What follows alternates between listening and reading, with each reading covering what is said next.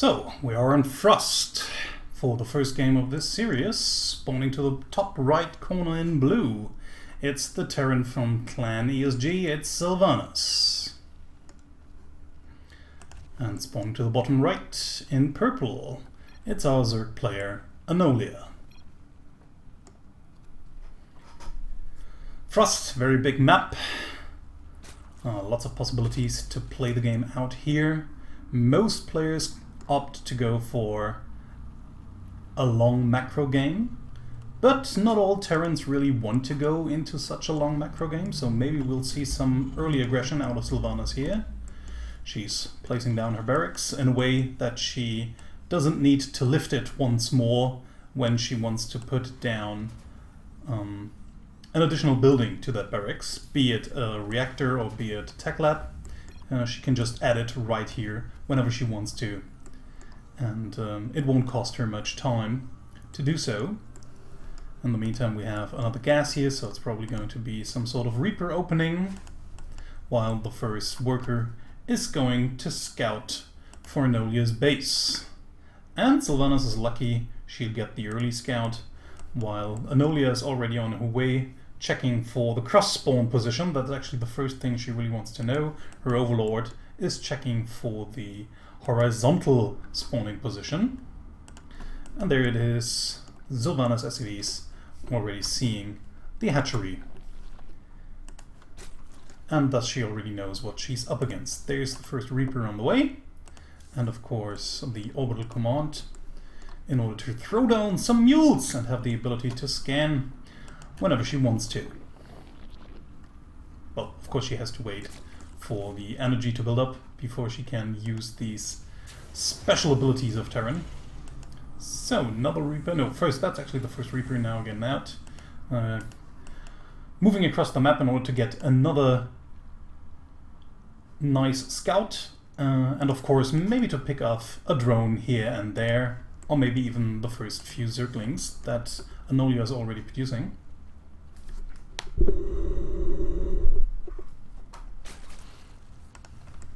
Overlord flying inside Sylvanas' base, so it definitely gets all the information it needs.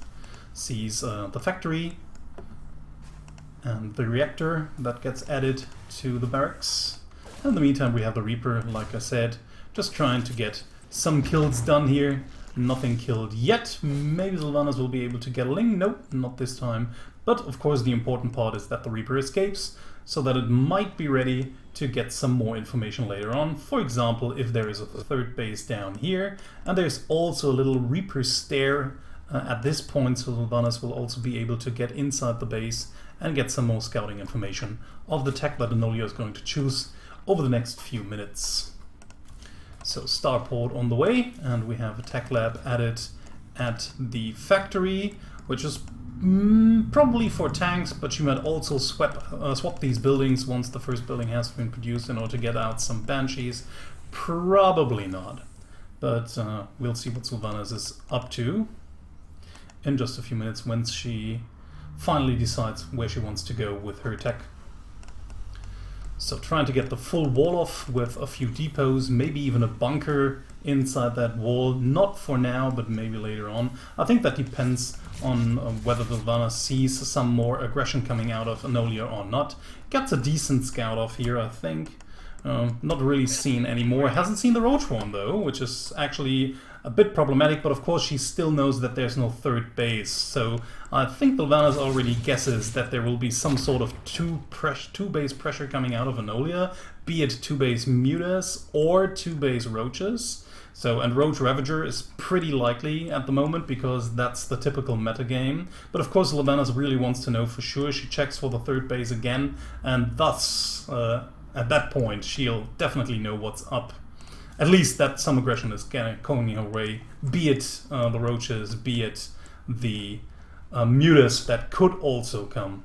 And now she walks in once more, hasn't seen The roach hasn't seen the roaches yet, but now she knows that there's a roach one, sees even the first few roaches, so now she definitely knows what's up. But the roaches are already on the way towards Sylvanas' base. She already has a tank in position and also a liberator that protects part of the supply depot line, so that Zerg cannot just pressure through and go inside the main base whenever they want to. Third command center on the way behind this. So if Sylvanas can hold this push quite well, she will be in a very good position.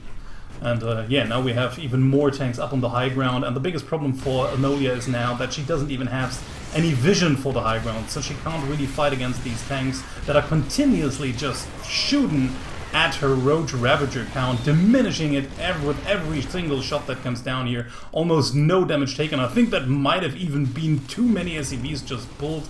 I think there's really no way that Anolia can just pressure through. Even if she does, these tanks will just give off more shots, while these Roaches would try to press themselves through that narrow choke point here once the depot gets down. But yeah, so Sylvanas had no problem defending that. Of course, the biggest problem for her right now is taking the third base over at that location, because she can't really move out right now. The Roaches soft contain her at that position. So she has to make something happen, to get rid of those Roaches in just a few minutes, and then she'll be able to move out. But there they are, the tankivacs. They will be dropped in close distance to the Roaches, so they will keep off firing, and then we have the Marines in front of the tanks that will just buffer the damage that the Roaches could do to the tanks right here. Okay, now the first Overlord dies as well. Yeah, and Sylvanas has more than enough in order to push Anolia back here, which he does already. Anolia just realizes no reason for my Roaches to stay here. They will just get slaughtered in the process. So I'll just retreat and leave Sylvanas her base for now. But I'll probably come back later. In the meantime, Anolia has already established her third base, is trying to saturate it at the moment. We have the Roach speed incoming, we have even some Ling speed in the making, and a Baneling nest as well. So it seems as if Anolia wants to get into some sort of Roach Ravager with Banelings, or maybe some Speedlings. Maybe she only wants some Speedlings just in case. Another Overlord dying over here. Some Speedlings just in case, to harass Sylvanas a little bit more efficiently. For example, doing some Ling run-bys while the army's fighting somewhere in the middle of the map, or something along those lines. So we'll see whatever Anolia is up to. She's also produced a Hydra Den, so no lurkers yet, but maybe she just wants to have some anti-air units in order to catch up drops and to get rid of these pesky tankivacs. So now Sylvanas is at Anolia's third base, and there's not much there to defend. Roaches are just whittling over at that point, but they don't have the speed upgrade yet, so they are very slow, trying to get a better arc here in order to fight these units more efficiently. And she pushes the push back for now. Sylvanas has to retreat completely over the left flank. In the meantime, we have a Liberator just being annoying at these Overlords. Oh, even letting them alive. I don't know if that really was the best thing to do. I think Sylvanas didn't really attack it on purpose. The Liberator just happened to fly by these Overlords, attacking them, and once they get out of reach, yeah, she didn't even try to fire them again. But this is 200 minerals and maybe even a supply block at that, and it would be a supply block at that point, which would be pretty annoying for Anolia when she just tries to get out and pump out more units at that time. So Roach is just moving, down beneath these liberation zones, almost dead before they can even give a shot off. So that was, of course, pretty wasteful here for Anolia. Anolia obviously trying to do some sort of mass Roach style here, just trying to overwhelm her opponent with Roaches and Hydras. There we finally have some Hydras in the mix. They even have the speed upgrade, so they move almost as quickly as... No, we don't have it right now. The muscular augments, it's not researched yet. So Hydras pretty quick already at that point.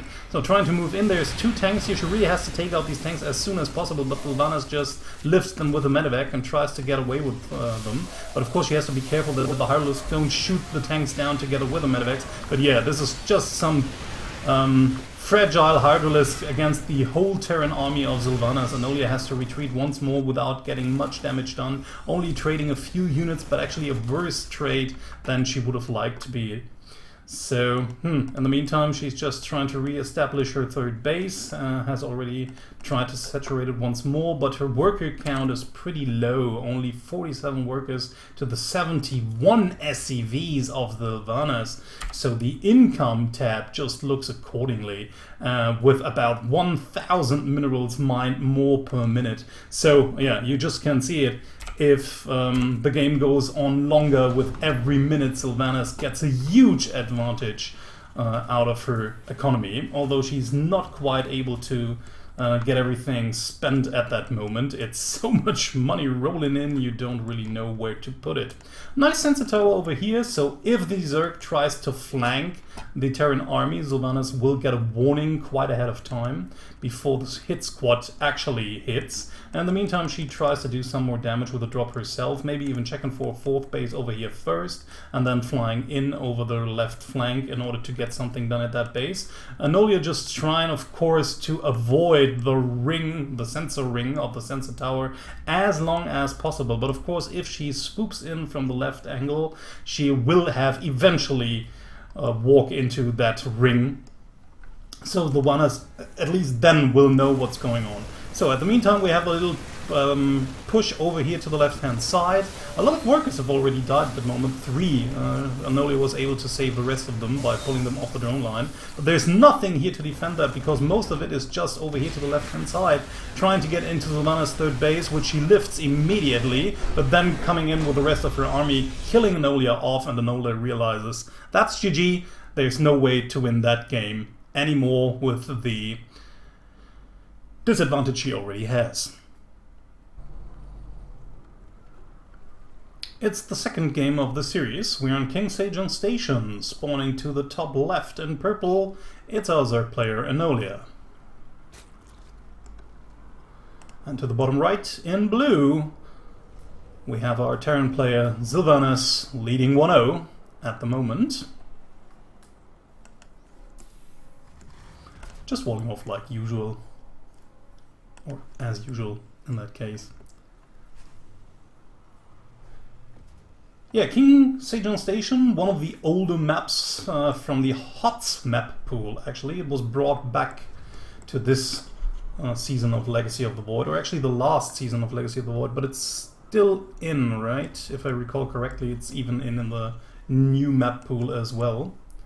So yeah, King Sejong Station, everybody's favorite map. Well, maybe not everybody's favorite map, because as we can already see, there's a lot of room where Terran drops normally can come in, and especially now with the new unit, the Liberator in Legacy of the Void, there are even more possibilities to be really annoying as Terran. Like if you don't have a Spore Crawler over here, Liberator can just come in from this angle and deny a lot of mining from that position, or even coming in from that angle, just getting 2 or 3 mineral patches, but even that can be pretty annoying, and you have to reposition your Spore Crawler every once in a while, have to be careful with queens. Of course, the new queen buff will probably help with that a little bit, if you have enough queens out and they outrange the liberation zone, then of course it won't be as problematic anymore to defend these annoying liberators that try to keep your drones from mining. But then, yeah, like I said, there's a lot of possibilities to come in from different angles, like having to dropping the third base over here, and once the army arrives, you can just load in, drop over here, attack one time in the main, and while the army has to take all the way over here in order to get here, and then you can just again load in, maybe fly out over here, or even fly back to the third base if the Zerg wasn't careful and protected both of these bases at once, which can be quite difficult sometimes. So yeah, that can be pretty annoying with drops. We also have a Reaper stair over here, so Reapers can come in from the left angle as well from the front. So yeah, there's a lot of ways for Terran to be annoying for a Zerg player. Oh, maybe even that's... unfortunately for Sylvanas, that would have been huge, getting that drone that tried to build the hatchery over here. But now the Reaper gets even caught by the 4 Zerglings. A little bit of miss micro here by Sylvanas, unfortunately for her. Not getting the drone over here, not really getting any scout information, and even losing the Reaper. That's huge at that point in time. But at the meantime, she has managed to build her own natural base down at the ramp. So nothing that Anolia could really do against that.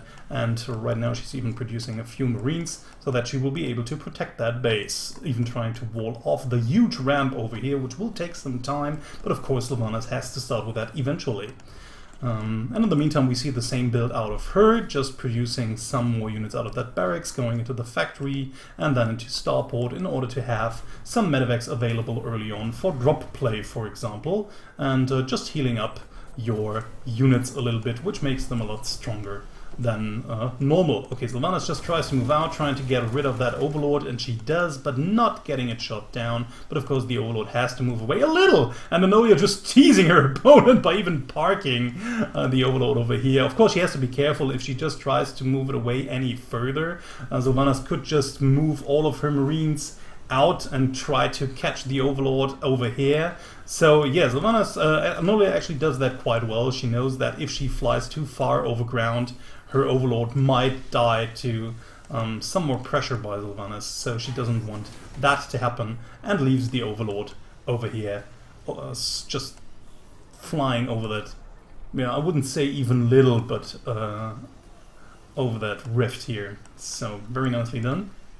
So command center, third command center already on the way for Sylvanas. So Sylvanas again going for the big macro build, and she will probably apply some pressure early on once more, as she did before. Anolia in the meantime producing a lot of lings while droning behind this attack. So does she even have a Baneling nest? She does. So she'll probably even try to morph some Banelings in order to bust through that wall, but the Liberator has actually seen everything if Sylvanas was looking, and she was, because the Liberator is already flying back and could even now siege that position so that the Banelings that are now morphing actually even get shot. And there's the siege tank. How unfortunate for Anolia. She just tried to move her lings out of the liberation zone right into the siege tank range, which cost her a lot of lings already. So actually the whole aggression is just for naught. So she's just produced a lot of lings out of lava that could have already been a lot of drones. I mean, she's already producing 13 more, so she will be saturated at that third base very quickly. But still, that was a totally worthless attack over here, which is very unfortunate for a Zerg player. Whenever she does that or he does that, it doesn't really matter what gender does it. It's always a waste of resources you really want to happen that early in the game. Anolia actually needed this push to do some damage, at least tearing down some of these supply depots, maybe even getting some units, and the best of course would be some workers, but now these lings are just standing here. Of course they can detect whenever her opponent tries to move out, maybe even catching some units off guard that are daring enough to move out the front, or to move out to the front on their own, but Sylvanas probably will not do that. And there we have it, the same push once more, some Marines, 2 medevacs full of tanks. This is the way she prefers to play against Zerg, just having a few Marines. Well, actually that's more than a few, it's more than a handful. We actually have 18, and the medevacs. And even now, yeah, this is of course the typical part of King Sejong Station. She moves over to the left-hand side in order to get to that position here, because if the rocks, if the debris over here hasn't been torn down by Zerg at that point in time, what you can do is just siege your tanks over here, and the Zerg cannot really attack those tanks, thus actually shutting down this expansion from mining for a whole lot. And in the meantime, she can just do some sort of elevator plane with the Marines, yeah, and there we have it. And this will be very problematic for Anolia right here. So yeah, there's the tank just getting pushed, pulled down, just getting thrown down a little bit further into the range of the hatchery here, just shooting at everything, while the Marines just standing in the back protecting. And like I said, here's the elevator play, just dropping some Marines close to the tank range, so whenever units come in, it will be very problematic for Anolia to deal with this. And of course she now has some mutas, but the mutas have to fight against Marines. They don't have stim yet, but they still deal out a lot of damage. Sylvanas has to be careful, of course, not losing her lings quite that, not losing her Marines, sorry, quite that easily. Now finally infantry weapon 1-1 comes in. And yeah, she still has a brilliant position over here.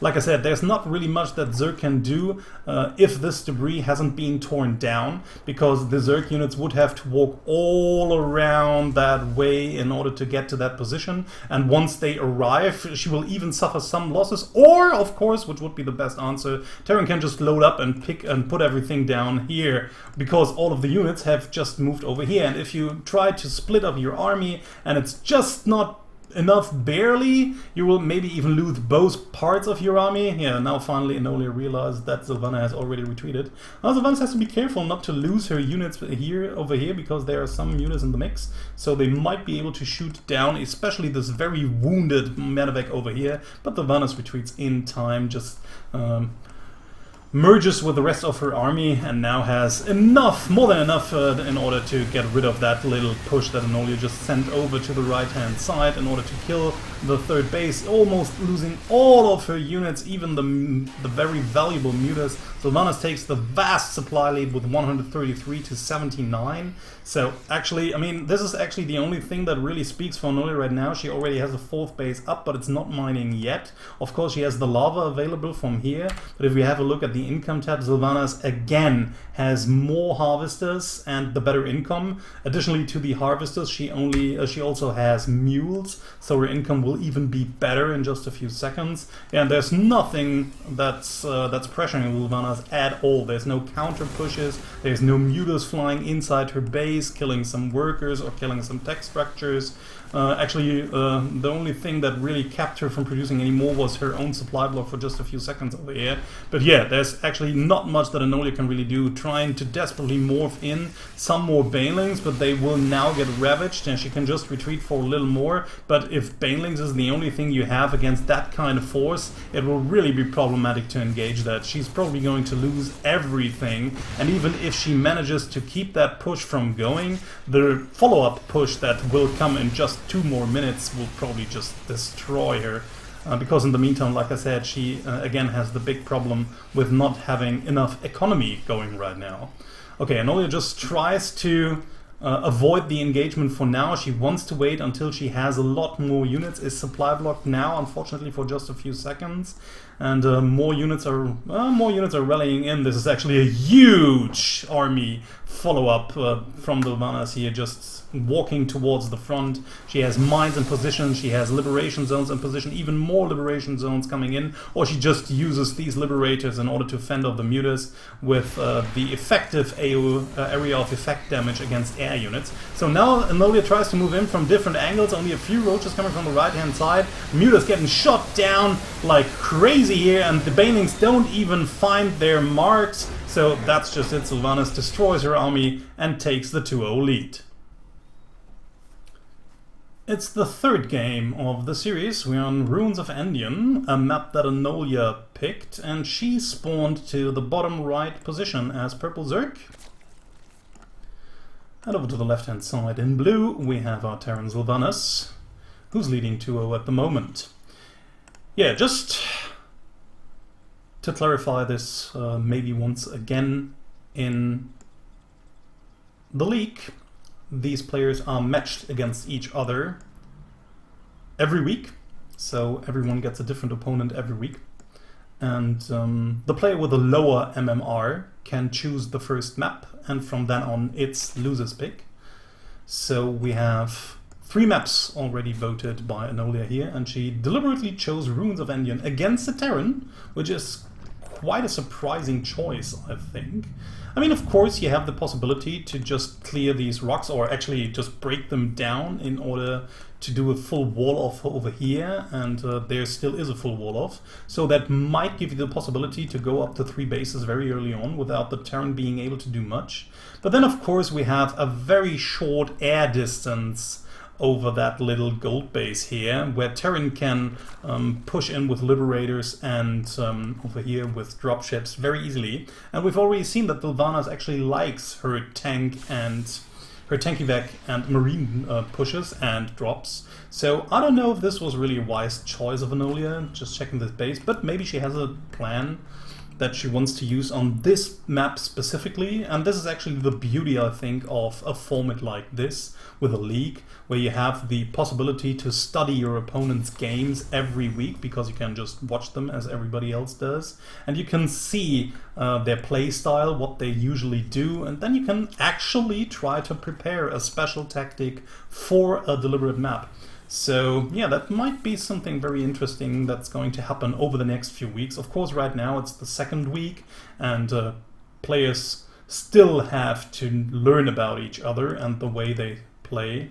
So once this has happened and players realize that the opponents have certain play styles that they always use, they might actually even be able to blind count them if the opponent doesn't adjust her game accordingly. So yeah, that might actually make some very interesting games later on, so we'll see how that works. In the meantime, we have Sylvanas with her first Reaper, as always, going into the factory once more, probably even going into the starport again. Why change winning tactic? If it works very well against the opponent twice, it could also work a third time, and if it doesn't, she's still ahead 2-1, so she doesn't really have to worry about a thing.